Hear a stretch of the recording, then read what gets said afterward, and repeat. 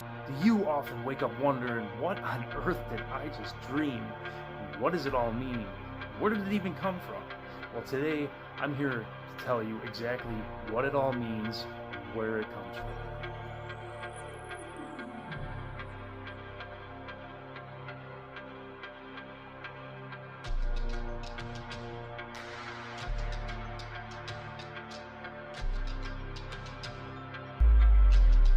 So what are symbols and what role do they play in our lives? Well, to start, they actually play a very significant role within all of our lives. And I wanted to get into fundamentals about that today. So I'll just begin with one symbol right off the bat. When I say the word rock, what do you instantly get an image of in your head? A rock. Symbols are essentially that. Very simple, in which that is how your subconscious functions in a very simplistic manner. Now I know dream symbols can be pretty much an alien language, but I'll throw in a few just for generalized examples, just so it makes a little more sense. Like, for example, number one, I always get the responses from people online of teeth dreams. Generally, the teeth, they're in your mouth. And what do? They help you pronunciate words properly. So when you say something negative, or say something that you weren't supposed to say, and then go to bed the same night, often, a lot of the times, a teeth dream pops up, and it's very, actually, kind of dramatic. People often complain about grinding their teeth and their teeth falling out. So that's what that symbol means. Watch what you are saying. If you watch what you're saying, those dreams won't pop up anymore. Now there is one thing that I can mention too as well. You can also replace that teeth dream. You can call on your divine source and request that instead of having teeth dreams to show you that you are speaking wrongly, ask for a different symbol and a more positive symbol, and something else more positive will pop up instead of your teeth falling out. Symbol number two I can give, after countless cases of this, I've always had new beginners had the dream pop up of where they're eating lunch or food with a gathering or their family member or etc. Now what this generally means is that they need more information of how this all functions. That is about simplistic as I can get when it comes to the food dreams. Now that lesson 3 is out of the way, I do want to explain one thing about lesson 3. An entity in your dreams always represents emotions. And if you have an entity touch you, it is a tremendous transfer of energy. So they are never supposed to touch you. So when you switch up your thoughts to be more divine and positive, you often get these entities where they just kind of linger about and help you and send messages to you rather than mess with you, in which they are perceived a positive entity or even an angel, if you will. So we see symbols constantly, all day, every day, throughout our daily lives, and we don't even pick up on them, but our subconscious does. Remember that our subconscious is the background operating system that is always watching. So you're picking and absorbing all of these symbols 24/7. And this is where we can tap in and remove these symbols or add to them, if you will. I would like to give you a quick look around where I'm at today. Miles into a forest right now, just to show you a specific spot. And when I get there, I will give you the lowdown.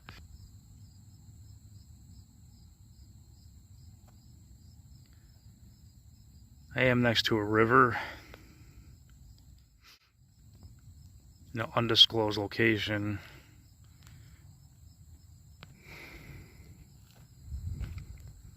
It is a gorgeous day out today. I figure I wanted to go a little smoother and just more lax on this lesson, since I kind of need it since the last one was such a fight. But this is my little area right now. This little area, obviously, since it's all painted up right now, there is a path through there that is very common for people to come down, but the area I will be taking you guys to is deeper and deeper into the woods, and there's no path to it, and I don't even know how I found this place. But before I go there, I would like to explain a little more about dream symbols. Generally, with dream symbols, the language is universal, so therefore we can decode it together. With that not being said, it is also basically an alien language that we barely understand. I'm going to give you a couple more symbols that will clarify a few things. Another dream symbol that always consistently pops up throughout all my cases is an automobile or a car, a vehicle. And what this generally represents is the emotional body. You keep your emotional body clean, you will have no problems driving your car within dreams. I've often had people complain of dreams of where they're swerving on and off the road and they eventually crash. And what does that mean? Your emotions are just going all over the place and they're about to crash.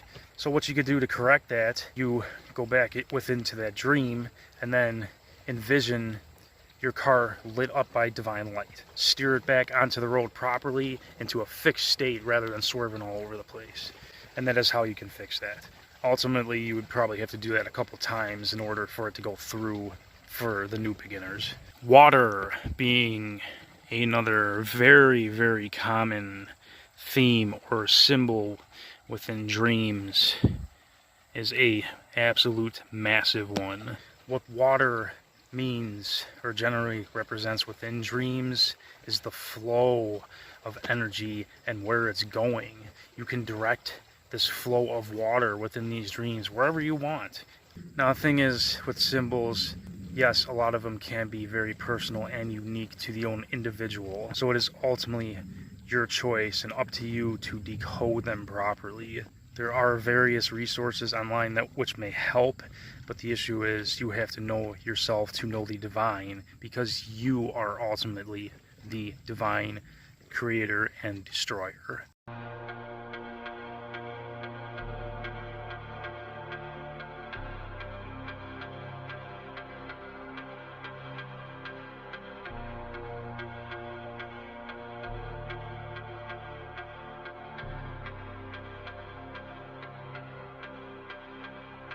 Okay, I finally made it. After about an hour trek through the forest. Probably a little longer than that. This place is deep in here, man. I know it's not very big, but the thing is, this place is very significant. Now, I want you to take note of all the stone on the ground, how it's laser flat. There's a very, very powerful thing about stone, especially when you go back throughout all the ages of time within the text, including the Great Pyramid. The Great Pyramid was used for initiation rituals, and there are many, many ancient buried texts about this.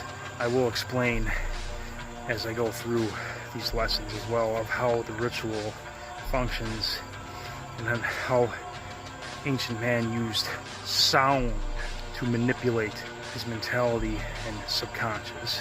Stone holds a very special property or energy, or whatever way you look at it. It holds memory.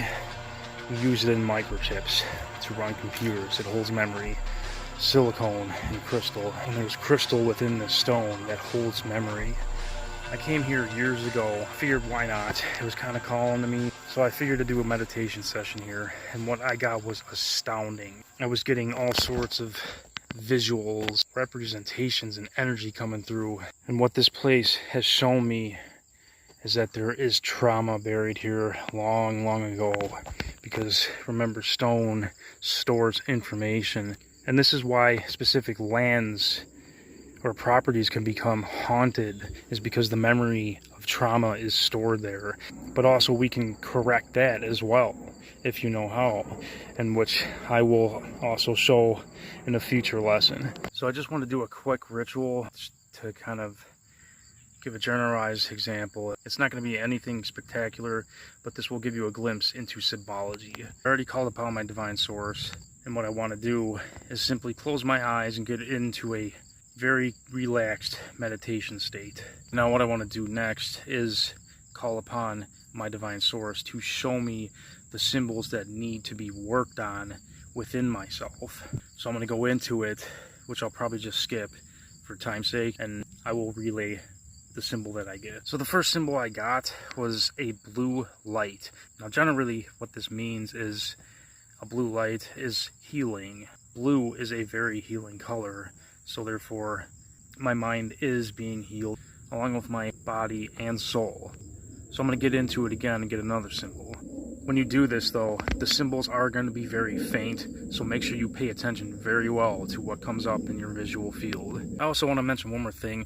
These symbols come up automatically. They are not forced by my own conscious thoughts. They are coming from the subconscious, which ultimately are automatic, and they just basically pop up. Now, it may sound a bit of a coincidence since I'm surrounded by stone, but the thing is, I did get an image of stone. And what that represents is stone as being, for example, set in stone or set in my ways, that I am unable to change something. I'm not too sure what yet. I'd probably have to delve into that deeper to clear this out as well. Now, when you get these symbols popping up, you can also change them to become divine.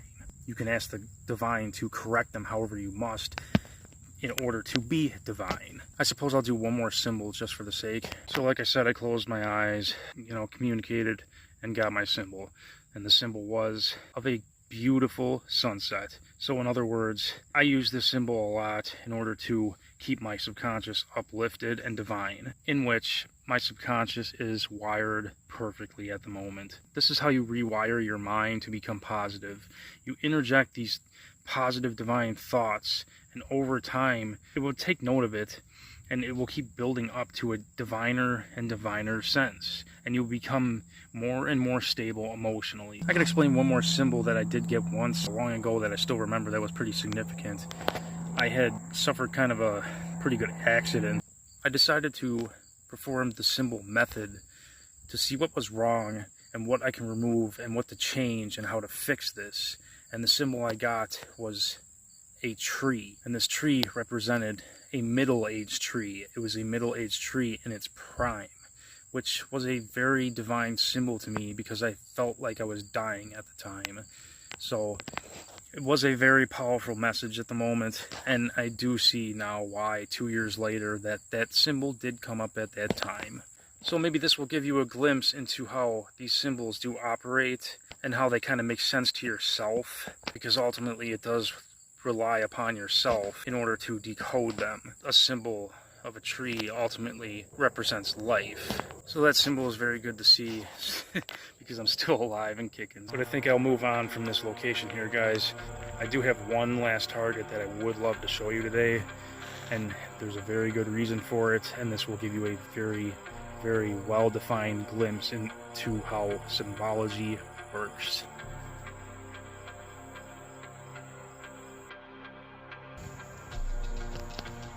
Alright, long haul out of the forest, long drive. And speaking of which, long drive, I was planning on filming out of state for you guys today, but the forecast decided otherwise. Okay, so since my plan's been basically annihilated upon this video, since it's not here anymore, I will provide a screenshot of that at least. This is what used to be here. Now, when you see that symbol, what do you think the generalized person think upon first seeing that? They would generally think it is evil. But the thing is, a symbol can be perceived as either divine or negative. That is totally up to you. And I do believe that is a very, very spot-on representation of how symbolism works. So a little bit of background of me. I used to be an atheist before all of this, which magic basically saved me. And before that, I was at college for studying particle physics. So I didn't believe in any of this. I was introduced to it, or thrown into it rather, whatever way you want to look at it. And I basically built myself up more and more and more to accept and dive as deep as I possibly can into this. So one thing I would like to note about this area here, since I know what was back here, I know for a fact in the very center right here of this platform, there is still an active portal of negativity. Portals are kind of a different story entirely. You open them subconsciously and then they stay there, and they are particularly difficult to get rid of. It wasn't until which I was working with a team a couple years ago that really showed me that this was all too real. This individual person was telling me details that only I knew. I have not told a single person about any of this information, and somehow through dream from them, they got the information and they were relaying that back to me. So it just goes to show you how real this truly is. And to kind of wrap it up here, I would like to give one last dream symbol that is going to be a lot more grotesque, but it does kind of need to be said in order to kind of understand this a little more, how bizarre this can become. I've dealt with a case where an individual kept having a reoccurring dream. They were getting intimate with a polar bear. What getting intimate with someone or something generally represents is a connection to something or someone, or it could be even an object. For lack of a better term, it means that you are in love and care about that person or object or animal or what have you. It is a very bizarre symbol, but it must be said because it is a language that we still do not understand, and I'm trying to put this out there so you guys can understand this a lot more clearer and base your own decisions upon your own dreams that you have. But like I said before, it is ultimately universal to a sense, so they can be very easily deciphered. It's like, for example, the pentagram with the circle around it.